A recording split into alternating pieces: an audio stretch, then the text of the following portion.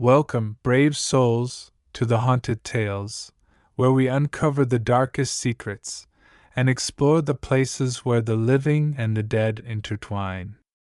Tonight, we journey into the heart of Virginia, a land drenched in history, bloodshed, and lingering spirits. From battlefields to asylums, ancient homes to forsaken roads, Virginia's haunted past echoes through time, calling to those who dare to listen. But beware, not all spirits are content with just whispering their stories. Some are still waiting.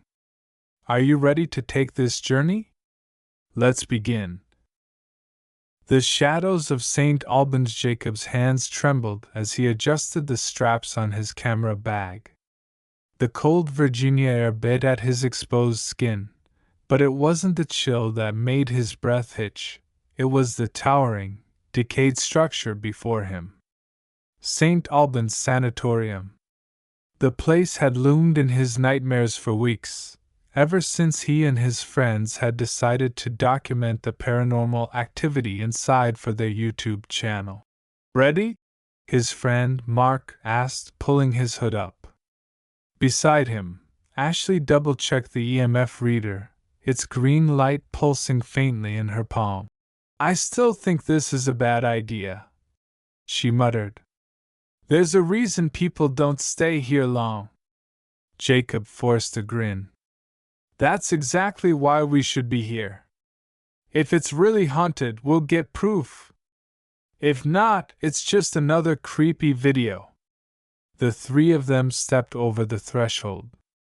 The building swallowed them whole, its air thick with dust and the metallic bite of mildew. Their footsteps echoed down the empty halls. Jacob's camera light flickered as he panned across the peeling walls and rusted hospital beds. Mark whistled low. "Man, it's worse than I expected." Ashley pointed to the end of the hall, where a large room yawned into darkness. "That was the electroshock therapy ward." Jacob's stomach twisted. He knew the history. St. Albans wasn't just an asylum. Before that, it was a boys' school, notorious for its cruelty. Then, during its time as a mental hospital, patients were subjected to horrifying treatments. Some never left. "Let's start there," Jacob said, his voice more confident than he felt. The room was frigid. Rusted gurneys sat abandoned, their leather straps still in place, as if waiting for another unwilling patient. The team set up their equipment in the center of the room. Mark placed a digital recorder on a stool, while Ashley switched on the spirit box. Jacob pressed record. "We're in the electroshock therapy ward. If anyone is here with us, please give us a sign." For a long moment, nothing. The silence stretched, pressing against them. Then, crack! Ashley yelped as the spirit box screeched with static. A deep, guttural voice rumbled through the speaker. "Get out!" Jacob's blood ran cold. He exchanged glances with his friends, his fingers tightening around the camera. Mark swallowed hard. "That was—" Bang! A rusted tray crashed to the floor behind them. Ashley gasped. "Nope. No. I'm done." Jacob's breath came in ragged gasps. "Wait. We need to." Screch. The gurney beside them slid across the floor, its wheels unmoving, as if some unseen force had pushed it. The temperature plummeted. The air crackled with static, making the hairs on Jacob's arms stand on end. He turned the camera toward the darkened hallway beyond the room. That was when he saw a shadow. Tall. Watching. "Who's there?" he called. The figure didn't move, at first. Then, with slow, deliberate steps, it walked forward. Mark grabbed his arm. "Jacob, we need to go." Jacob wanted to move. His mind screamed at him to run. But his feet stayed frozen as the shadow loomed closer. Then it spoke. Jacob. The voice was wrong. Twisted. Deep and hollow, like multiple voices speaking at once. Jacob stumbled backward. How do you know my name? The lights flickered violently, and suddenly, everything stopped. Silence. The shadow was gone. Ashley pulled Jacob's arm. We're leaving. Now. He didn't argue. They grabbed their equipment and sprinted for the exit. The hall seemed longer, stretching into an abyss as their panicked footsteps pounded against the cracked tile. The doorway was just ahead. Then the screams began, agonized wails echoing from the depths of the asylum. Women, men, children. A chorus of pain, rising in volume. Jacob shoved the door open, nearly tripping over the threshold. The three of them collapsed onto the grass outside, gasping for breath. The screams stopped. The night was still. The building stood as it had for years, silent, dark, waiting. Jacob's camera was still rolling. Hands shaking, he replayed the footage. The shadow was there. But before it vanished, before the lights went out, it had whispered something else. Something only the camera had caught. We're still here. The haunting of Peyton Randolph House in the heart of Williamsburg, Virginia, nestled among the cobbled streets and colonial buildings, stands the Peyton Randolph House, a stately red brick structure that has seen centuries of history. But beneath its elegant exterior lies a darkness that has unsettled visitors for generations. Locals whisper of eerie sightings, disembodied voices, and spirits that seem tethered to the very walls of the house. The new caretaker, when Daniel Carter, a young historian from Richmond, took the job as the overnight caretaker of the Peyton Randolph House, he didn't believe in ghosts. To him, the stories were just folklore, fabricated tales to thrill tourists. I'm not scared of some old house, Daniel had scoffed when his friend warned him. But his skepticism would soon be tested. The job was simple: stay overnight to monitor the house and ensure no trespassers entered. It was a quiet winter evening when Daniel settled in, armed with his laptop, a thermos of coffee, and a flashlight. He set up in the old drawing room, surrounded by antique furniture and oil paintings of the Randolph family. The fire in the hearth crackled softly, casting flickering shadows on the walls. At first, everything was peaceful. The house was eerily silent, save for the occasional creak of the wooden floorboards.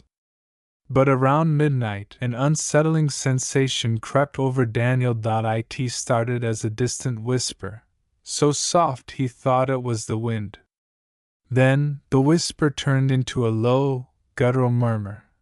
Daniel froze, his hands gripping the armrests of the chair. He held his breath, listening. The voices were coming from the upstairs hallway. Shaking off the unease, he grabbed his flashlight and made his way to the staircase. The air felt heavy, thick with something unseen. As he ascended, the whispers grew louder, almost as if they were surrounding him. Then, a loud bang. One of the bedroom doors slammed shut with such force that the floor trembled beneath his feet. Daniel's heart pounded. Probably a draft, he muttered, though his voice lacked conviction. Summoning his courage, he reached for the doorknob and pushed the door open. The phantom children inside the room, the air was icy cold. The fireplace was unlit, and the only light came from the street lamp outside, casting long, eerie shadows across the wooden floor. Then he saw it. A small handprint on the dusty windowpane. Daniel's stomach dropped. There were no children in the house. The staff had all left hours ago. A sudden giggle echoed behind him. Daniel spun around, his flashlight beam cutting through the darkness. The room was empty. But just as he started to turn away, the rocking chair in the corner began to sway back and forth. Creak. Creak. Creak. Daniel's breath came in shallow gasps. He bolted out of the room, slamming the door behind him. He raced down the hall, but the moment he reached the staircase, a cold hand brushed against his neck. He whirled around, expecting to see someone. But there was nothing. Just the suffocating darkness. The shadow in the parlor. Daniel didn't sleep. He sat in the drawing room, the fire long since died, his hands trembling around his cup of cold coffee. Every instinct told him to leave, but something kept him there, some unexplainable pull. Then, around 3 a.m., the air shifted again. Across the room, the shadows began to move. At first, Daniel thought it was a trick of the firelight. But then he saw it, a dark figure standing by the fireplace. It was tall, its form indistinct, like a silhouette made of smoke. It didn't move, didn't breathe. It just watched him. Daniel tried to speak, but his throat tightened, his voice dying in his chest. Then the figure lunged forward. The room went pitch black, the air thick with the scent of something rotten. Daniel's body felt paralyzed, as if unseen hands were pinning him to the chair. Then a whisper filled his ear. "You shouldn't be here." The spell broke. Daniel stumbled to his feet, knocking over his chair as he ran for the door. The moment he crossed the threshold into the cold Williamsburg night, the air inside the house seemed to grow still again. The escaped Daniel didn't return the next night, or ever again. He quit the job, leaving behind his laptop, his thermos, and even his dignity. When asked, he refused to talk about what happened inside the Peyton Randolph house. But those who have stayed there since know the truth. Because even now, on quiet nights, visitors still hear the sounds, whispers in the halls, children's laughter in empty rooms, and the shadowy figure that watches from the fireplace. And if you stay too long, you just might hear the voice too. "You shouldn't be here." The battlefields of Fredericksburg. The mist clung low to the Virginia earth, curling around the gnarled trees like the ghosts of soldiers long since fallen. The air smelled of damp soil and decayed leaves, remnants of a forgotten past that refused to fade.